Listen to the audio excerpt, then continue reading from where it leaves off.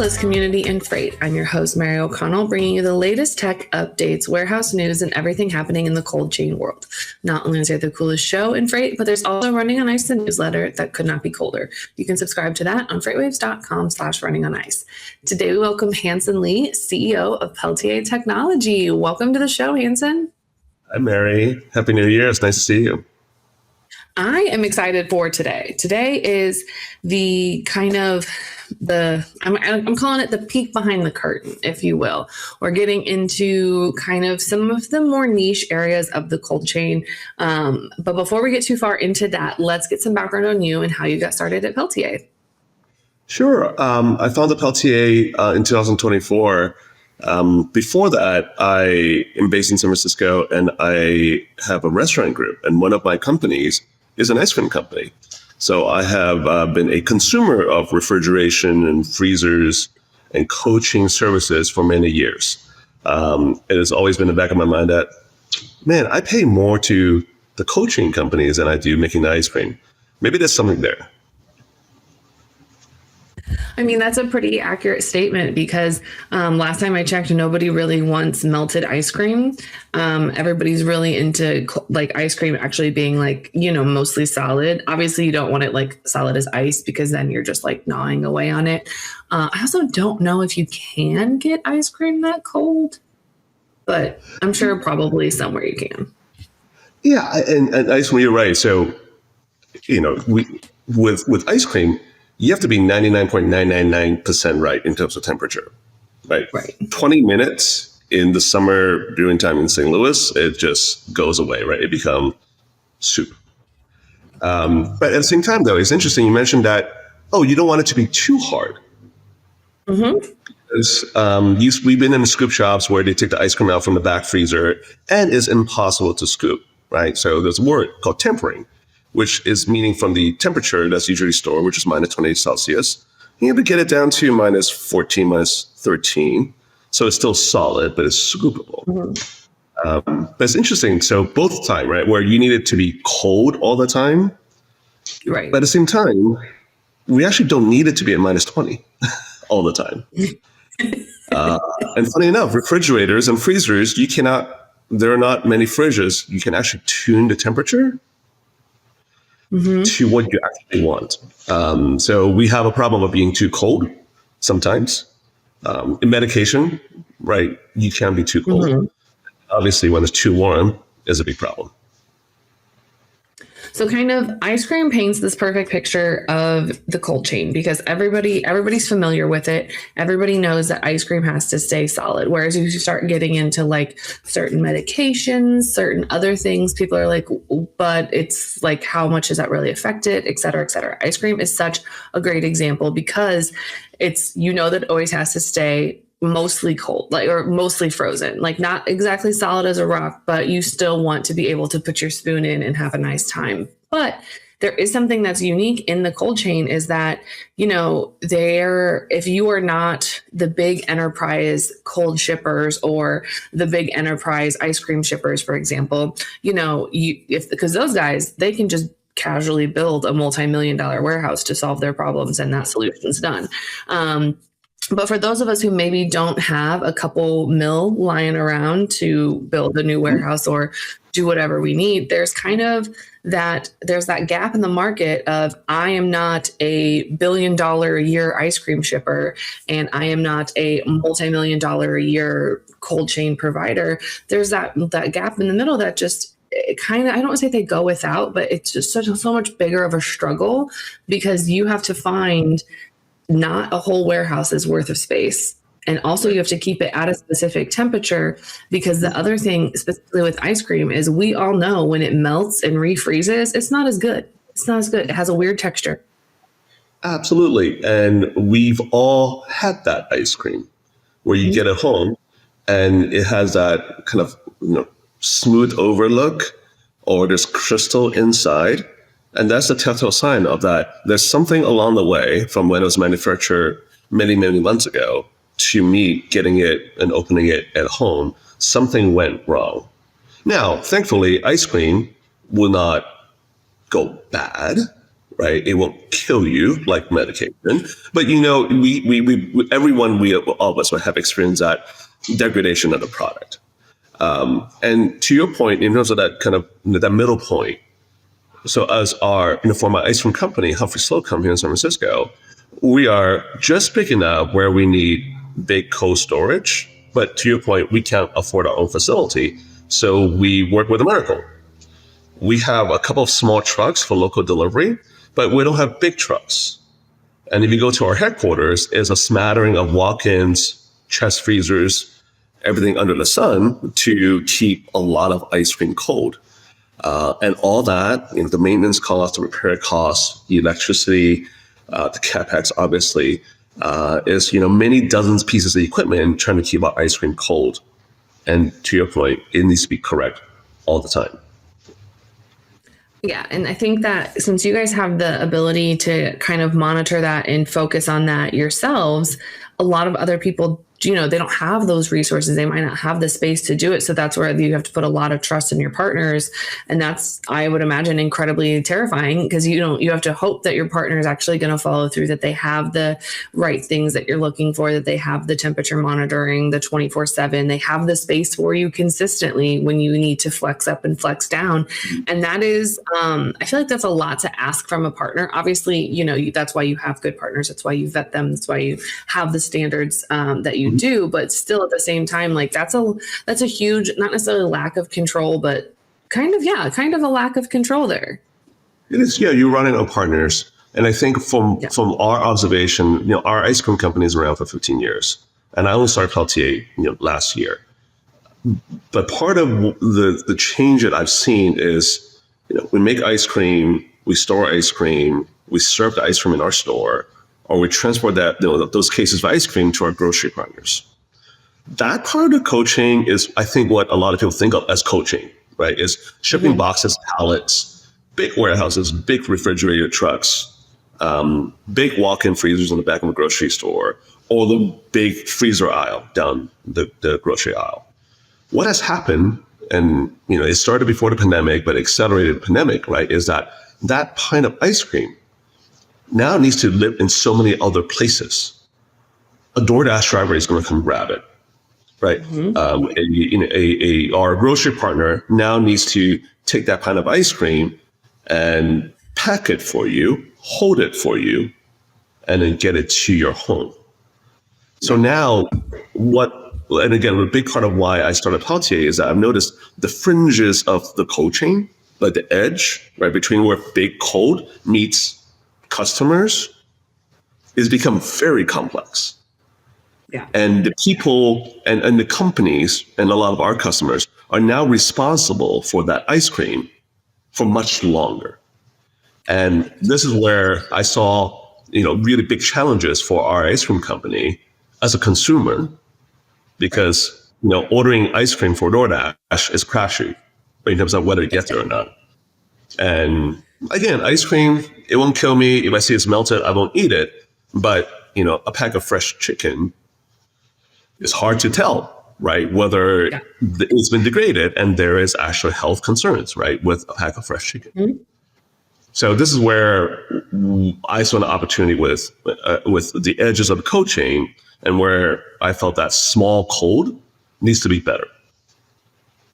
And that's a really interesting point, because I don't think a lot of people realize. So, taking that ice cream analogy again, so there's so many handoffs that happen. And so there's so many opportunities for me, like, well, I thought you were handling it. I thought you had that. I thought you had that, especially if you don't have those clearly lined out, SLAs, those clearly lined out, guidelines, and this is exactly what you're responsible of, because that pint of ice cream, it has to go from the manufacturer to either a distribution center or to for example, if you were a grocery store, it has to go to that grocery center, either DC or the store itself. And then from there, you're either picking it up from there, or that's assuming it wasn't an LTL shipment that got cross-docked somewhere.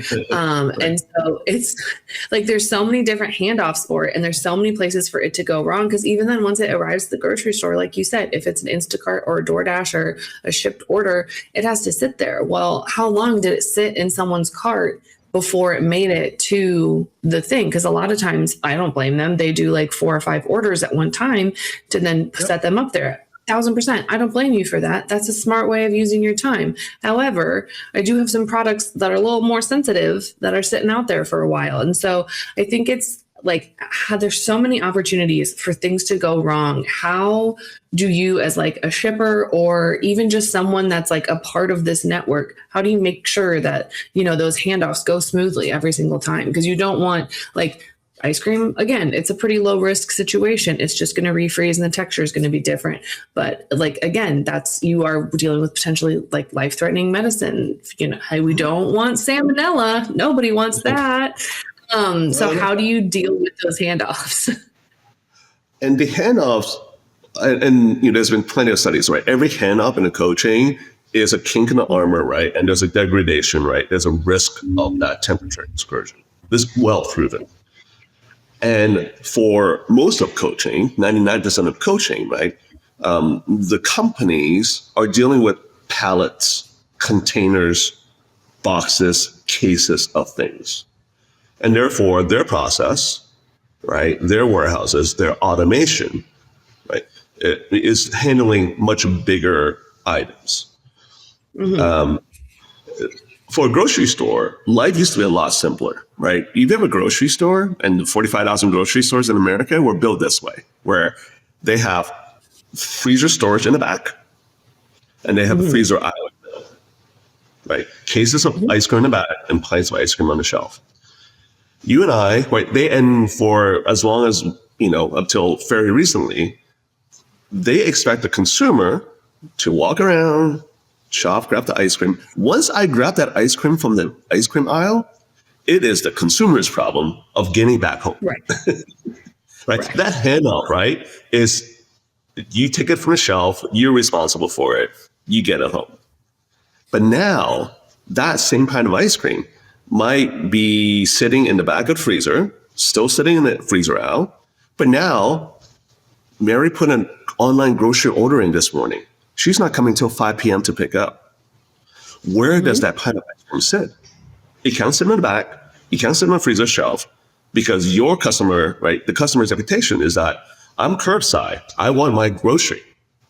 Right. They have to pack it ahead of time. So now that grocery, that pint of ice cream is sitting somewhere that they need to create. It's a new space they need to create. Right. Maybe it's a perfect makeup. Maybe it's an Instacart driver. Maybe it's a DoorDash driver. Maybe it's going into a land drone.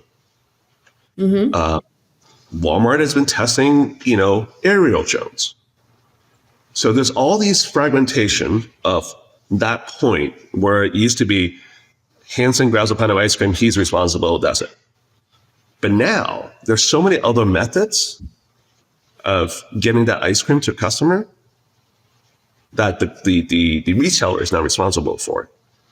So that is, again, that's the opportunity we saw where we need a completely different way of looking at cold storage, where it could be modular, it could be mobile, it could fit into your process versus something that's, you know, big and monolithic. Well, because like one of the things that they're doing is like I go to the grocery store and there's an entire front section that has a warmer, a refrigerator, and a freezer, and then like shelves for all of that, which is great as someone who also utilizes online pickup and delivery. I love knowing that my stuff is secure, right? But at the same time, like those machines are always running, and it's like, how efficient is it? Like if I'm a store, now I have to take that ice cream off the shelf where I was already keeping it cold, move it to a second location to then also keep it cold there. But it also can't be like the freezer in the back, or like I can't put it in the back because that's not efficient when I go to pick it up. Because then people are going to be waiting for a really long time, and they've got employees walking all over the store, taking much more time to do this.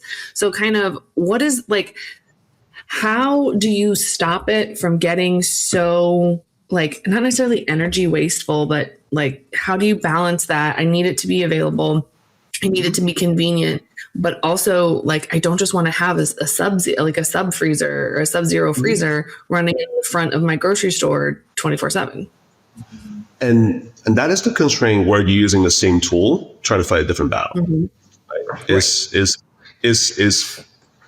look, if Amazon never did all the automation in warehouses, right, our e-commerce and the cost of e-commerce would not be as low, right? It was a reinvention of how things are packed and using automation in ways that's never done before that allows us to get 4-pack light bulbs overnight to us pretty darn cheaply.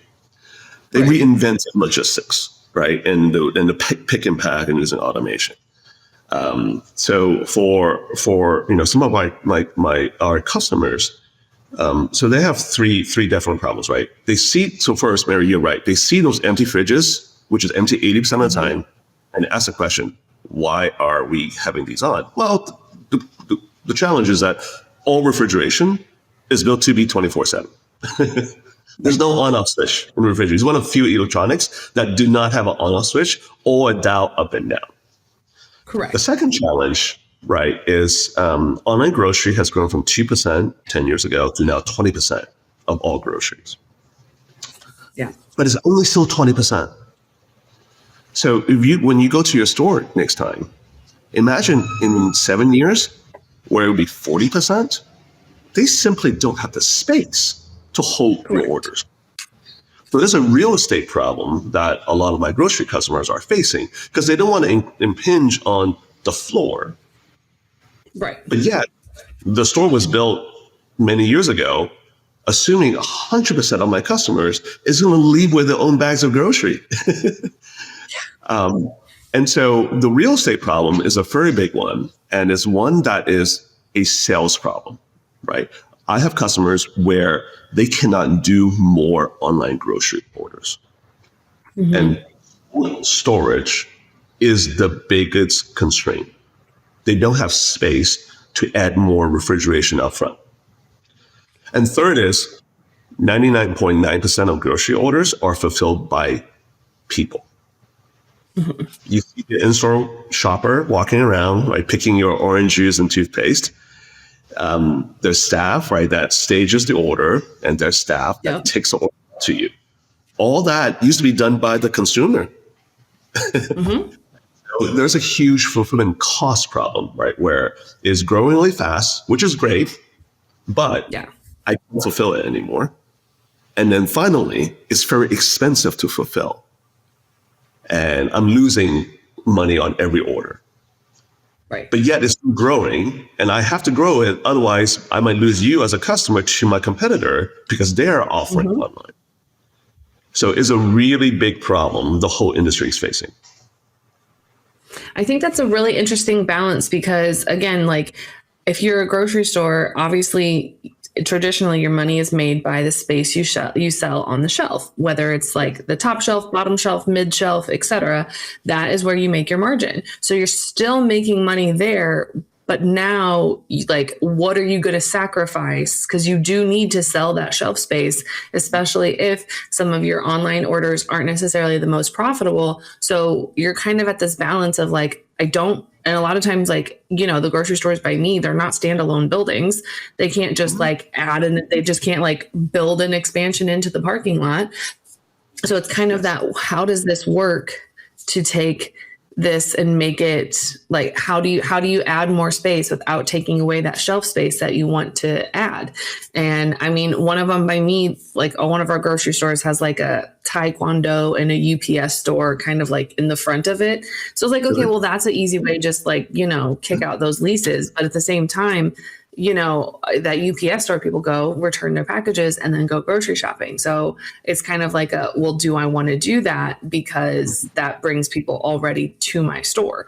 And so, it's just a very interesting balance that you have to strike now. If it's not necessarily just how do I keep the items in my grocery store fresh longer, and turn that shelf over. It's not just that anymore. It's a much bigger problem of, how do I still keep this and still sell shelf space and have shelf space to sell?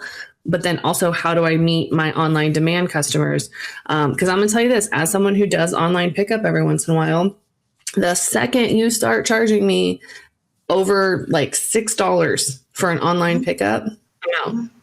I'm out, which I Yes. know is not, from a business perspective, I know that's not fair because they have to pay the worker to go Mhm. and do the shop in the store. And like, I'll settle for some fees, but no. And that's the conundrum for the whole industry. And even if they take that UPS store out, it might solve their space Mhm. challenge for 2, 3 years. Right. And to your point, in terms of the shelf spaces, the growth of online grocery has somewhat separated the idea of selling the digital shelf space, i.e., the app. Right, every grocery is trying Hmm. to launch an app and loyalty app. Retail media, like i.e., showing ad in the store, is a big thing. So you now have a digital demand driver. It's not just about getting people into the store, right, and then selling them in the store. Is now there's a whole digital marketing and sales platform that is somewhat segregated from the fulfillment of those orders. Yeah. So if you go to many grocery stores, right, offer slots for pickup, Hmm. like parking spots, essentially, right? Right. And that is a way for the grocery, right, to not have 100 people come at 5 p.m. Right? They Exactly. segregate it up, right? It was like Southwest boarding, right? Right. But think about that, right? So I have 30 slots for 5 p.m. That means that I can only generate that much sales. Right. It would be nice to do 40 slots at 5 p.m. And my marketing folks are saying, I need more slots. I need to, Right. because that's where he'll get off work. But then there's a physical constraint. Like simply, we can't fulfill all these orders. So it is a huge sales problem. And so, one of the reasons why, again, going back to the e-commerce and big cold and big storage, the adoption of automation, right, solves both a real estate problem and a cost problem. And automation, and if you do a quick search, the grocery stores have all tried various forms of automation in their DCs or in their fulfillment centers. The next 10 years is going to be about adopting automation in the store. Like all the grocery stores have decided their store is the best place to fulfill your online grocery. So what are the small automation that could be deployable in that strip mall grocery store that will help them with space challenge and with fulfillment cost? And that is how the industry will evolve to make this a profitable part of their business. So cold is a hard problem to automate. It And is. that's also an opportunity where we see where with small code, we can automate a lot more easily than trying to put robots in a freezer.